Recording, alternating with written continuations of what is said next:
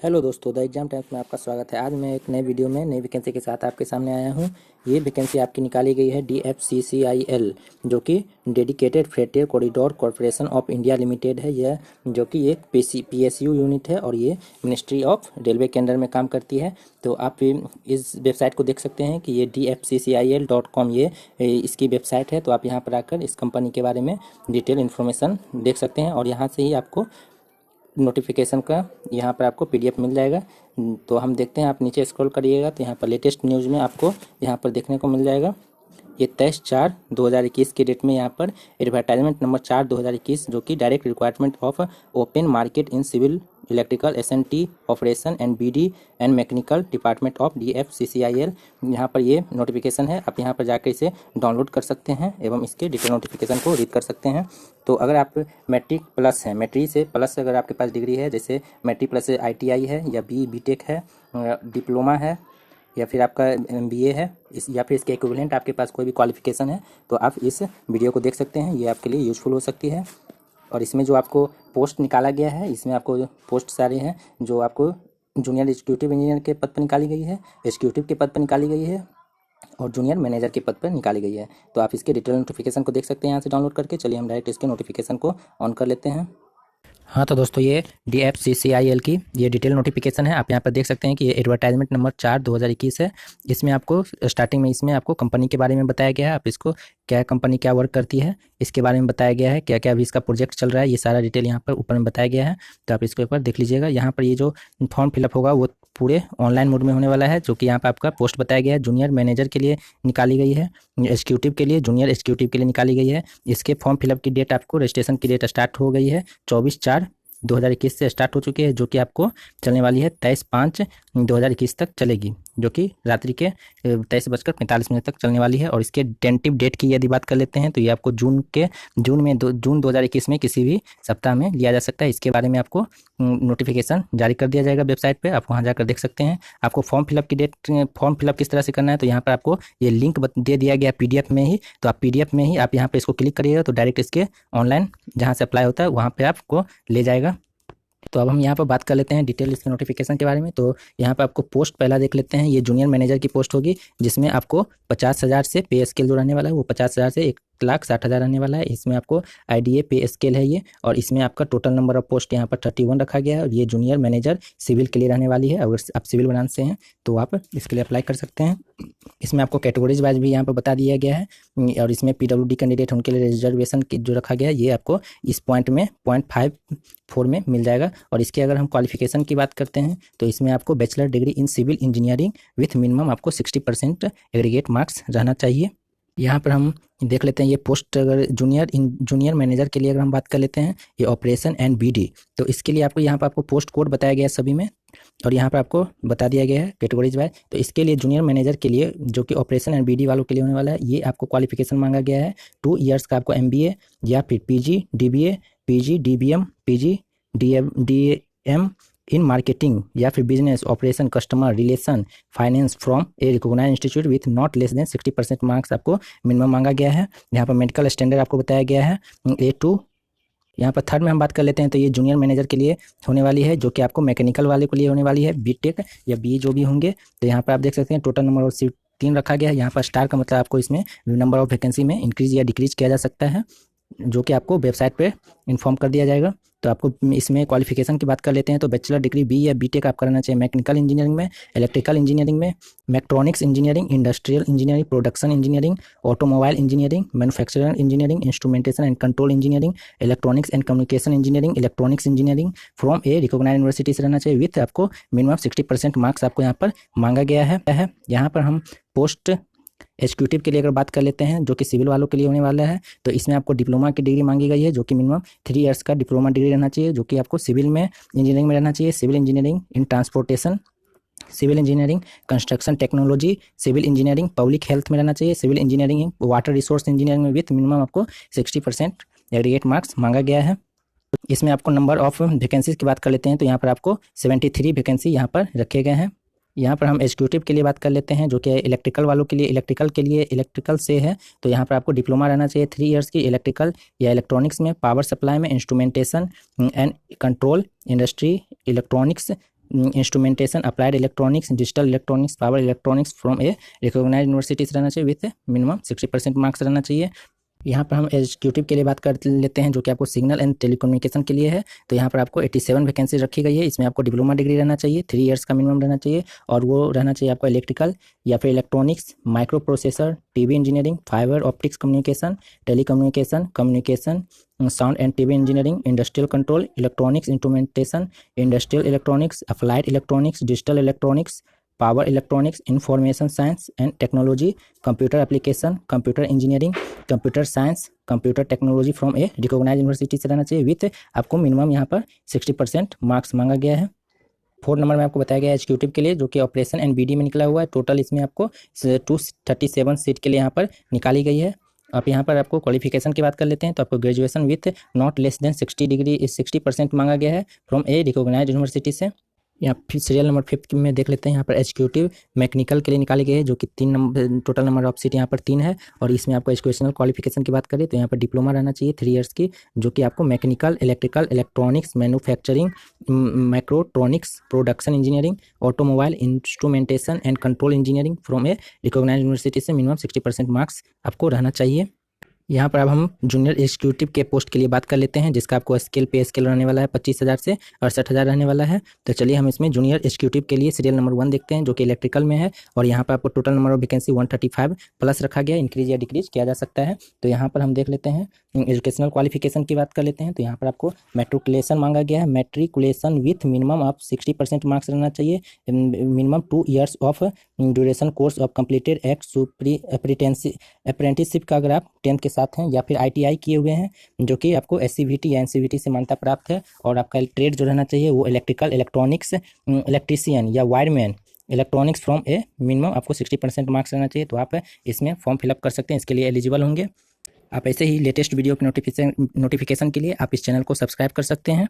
तो चलिए हम दूसरे सीरियल नंबर की बात कर लेते हैं। इसमें सीरियल नंबर 2 पे आपको जूनियर एग्जीक्यूटिव में आपको सिग्नल एंड टेलीकम्युनिकेशन की बात कर लेते हैं। तो इसमें 147 सीट रखी गई है, और इसमें एजुकेशनल क्वालिफिकेशन आपको मैट्रिकुलेशन रहना चाहिए with not less than 60% marks, और मिनिमम आपका 2 इयर्स का आपका duration course of completed in ITI या अप्रेंटिसशिप रहना चाहिए, और ITI, SCVT, NCVT से मान्यता प्राप्त रहना चाहिए। और आपका ट्रेड जो रहना चाहिए वो electronics, communication, information technology, TV and radio, electronics, instrumentation, industrial electronics, applied electronics, digital electronics, power electronics, computer networking, data networking from a recognised university से रहना चाहिए। मिनिमम आपका एग्रीगेट मार्क्स 60% रहना चाहिए।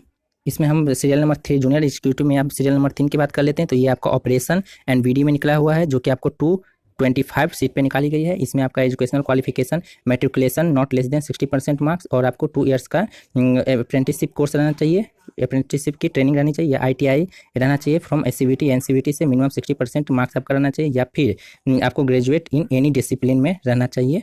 जूनियर एग्जीक्यूटिव में हम मैकेनिकल के लिए बात कर लेते हैं। तो यहाँ पर आपको 14 सीट रखी गई है, जो कि आपको matriculation with not less than 60% marks, और आपका मिनिमम 2 इयर्स का आपका ITI अप्रेंटिसशिप रहना चाहिए।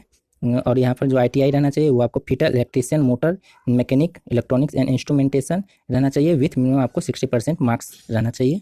यहाँ पर आपको कुछ इंपॉर्टेंट पॉइंट बताए गए हैं, आप इसको रीड कर लीजिएगा। यहाँ पर आपको फर्स्ट पॉइंट में बता दिया गया है कि अगर आप और आपका रिजल्ट अगर अवेटिंग है, मतलब अभी रिजल्ट आपका नहीं आया है, तो आप इस फॉर्म के लिए एलिजिबल नहीं होंगे। क्लोजिंग डेट तक आपका रिजल्ट आ जाना चाहिए। और इसके बारे में और क्वालिफिकेशन के बारे में यहाँ पर कुछ डिटेल बताए गए हैं, आप इसको बारीकी से देख लीजिएगा इस नोटिफिकेशन को।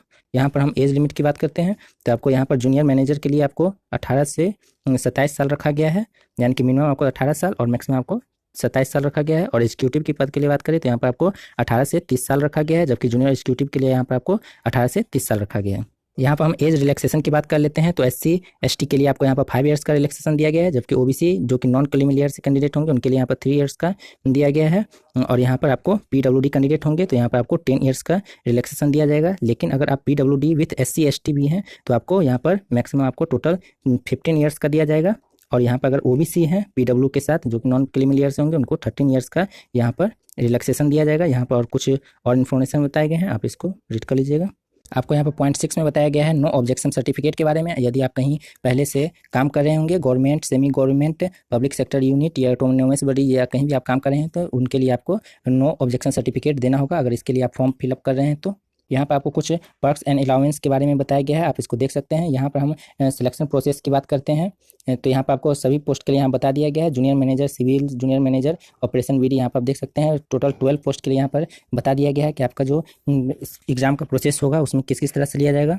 जैसे मैं यहाँ पर अगर सीरियल नंबर 1 में बात करूँ जूनियर मैनेजर सिविल के लिए, तो यहाँ पर आपका कंप्यूटर बेस्ड टेस्ट लिया जाएगा, जिसमें आपको कंप्यूटर बेस्ड एप्टीट्यूड टेस्ट नहीं लिया जाएगा, क्रॉस का मतलब नहीं लिया जाएगा। जिसके बाद आपका डॉक्यूमेंट वेरिफिकेशन होगा, उसके यहाँ पर आप देख सकते हैं इंटरव्यू होगा, उसमें फिर मेडिकल टेस्ट भी होगा। इसी तरह आपको सीरियल नंबर 2 में भी देखने को मिल जाएगा। आप यहाँ पर देख सकते हैं। यहाँ पर अगर हम 4 की बात करते हैं तो इसमें आपका कंप्यूटर बेस्ड टेस्ट लिया जाएगा, CBD होगा, जबकि इसमें CBAT नहीं होगा, यानी कि कंप्यूटर बेस्ड एप्टीट्यूड टेस्ट नहीं होगा, और इसमें डॉक्यूमेंट वेरिफिकेशन होगा। फिर इंटरव्यू आपको इसमें सीरियल नंबर 4 में नहीं लिया जाएगा, मेडिकल टेस्ट लिया जाएगा। इसी तरह आपको सभी में बता दिया गया है। आप इसमें जिस पोस्ट के लिए फिलअप कर रहे हैं तो आप इसको देख सकते हैं।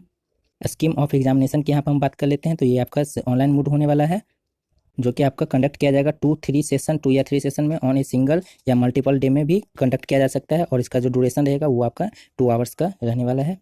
यहाँ पर हम इस पॉइंट में बात कर लेते हैं, तो यहाँ पर आपको ऑब्जेक्टिव टाइप है मल्टीपल चॉइस क्वेश्चन रहेगा, जिसमें आपको 120 क्वेश्चन पूछे जाएंगे, और इसके बारे में जो सिलेबस है वो आपको एनेक्सर 3 में बताया गया है, जो कि इस नोटिफिकेशन के लास्ट में दिया गया है। आप उसको डिटेल देख सकते हैं।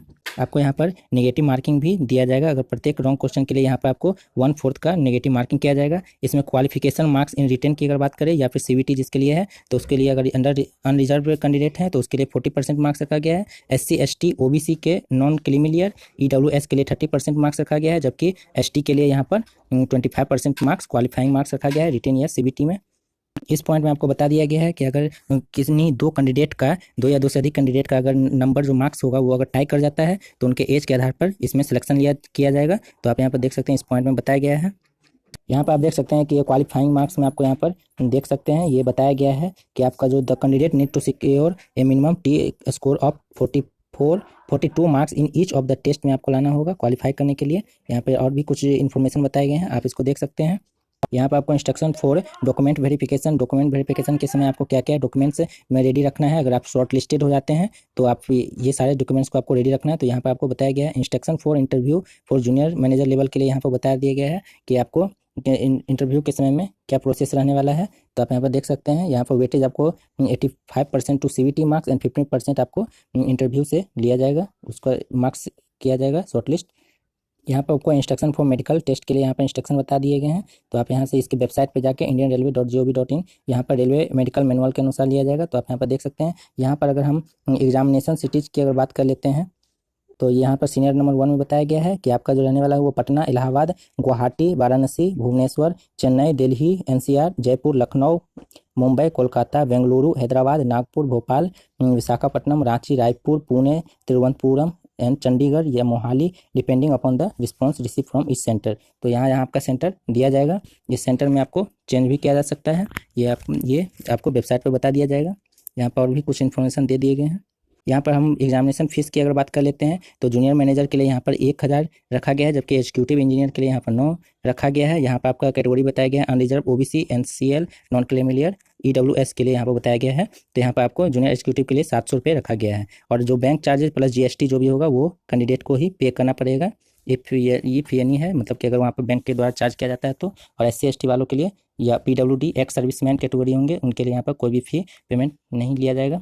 यहाँ पर आपको instruction for filling form online form के बारे में यहाँ पर इस 15 नंबर पॉइंट में बताया गया है। आप इस वेबसाइट पर जाकर यहाँ से फॉर्म फिलअप कर सकते हैं, या फिर इस नोटिफिकेशन में मैंने बताया था कि क्लिक हेयर लिखा हुआ था, वहाँ पर आप जाकर क्लिक करिएगा तो उसके डायरेक्ट लिंक पे आप चले जाएंगे। और आपका जो एग्जामिनेशन क्वेश्चन रहने वाला है वो इंग्लिश हिंदी दोनों में रहने वाला है, लेकिन अगर किसी क्वेश्चन में कुछ प्रॉब्लम रहता है तो इंग्लिश में जो लिखा रहेगा उसको प्रेफर किया जाएगा। यहाँ पर आपको कुछ इन्फॉर्मेशन और बता दिए गए हैं ऑनलाइन फॉर्म से रिलेटेड। तो फॉर्म भरने से पहले आप इस नोटिफिकेशन को डिटेल रूप से देख लीजिएगा। यहाँ पर आपको instruction for computer based test के लिए बताया गया है कि उसमें आपको एग्जामिनेशन सेंटर पर क्या क्या चीज़ ले जाना है, क्या क्या चीज़ कैरी नहीं करना है, और यहाँ पर कुछ जनरल इंस्ट्रक्शन भी बता दिए गए हैं, आप इसको देख सकते हैं।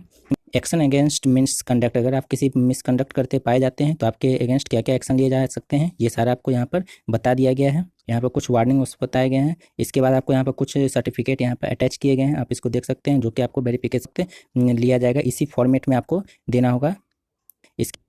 यहाँ पर आपको डिटेल सिलेबस आपको बता दिया गया है कि किस किस पोस्ट के लिए किस तरह से क्वेश्चन पूछे जाएंगे, क्या क्या क्वेश्चन आने वाला है। तो आप इसको देख सकते हैं कि कितने क्वेश्चन रहेंगे। तो आप इसको सिलेबस को टोटल आप देख लीजिएगा। मैंने शॉर्ट में ऊपर में आपको बता दिया था कि किस तरह से आपका क्वेश्चन, कितने क्वेश्चन पूछे जाएंगे, कितने आवर्स के पूछे जाएंगे। आप यहाँ पर डिटेल अपने अपने पोस्ट के अनुसार देख सकते हैं। यहाँ पर डिटेल प्रोवाइड कर दिया गया है।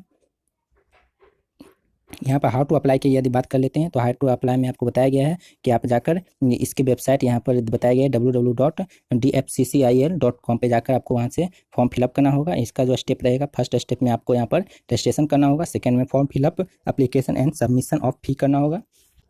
आपको यहाँ फोटोग्राफ का साइज यहाँ पर सारा बता दिया गया है, डिटेल किस साइज में फोटोग्राफ रहना चाहिए, सिग्नेचर के बारे में बता दिया गया है। और यहाँ पर जो आप सर्टिफिकेट यहाँ पर अटैच करेंगे उसके सर्टिफिकेट का साइज भी बता दिया गया है। यहाँ पर सारा डिटेल आपको देखने को मिल जाएगा इस PDF में। तो अगर आपको ये वीडियो अच्छा लगता है तो आप इस वीडियो को लाइक शेयर एंड सब्सक्राइब कर लें। इससे पहले भी प्रीवियस वीडियो में आपको PSU के लिए यहाँ पर डाला गया था वीडियो, तो आप उसे चैनल पर विजिट कर सकते हैं। वैसे मैं आई लिंक में आपको यहाँ पर बता दूंगा।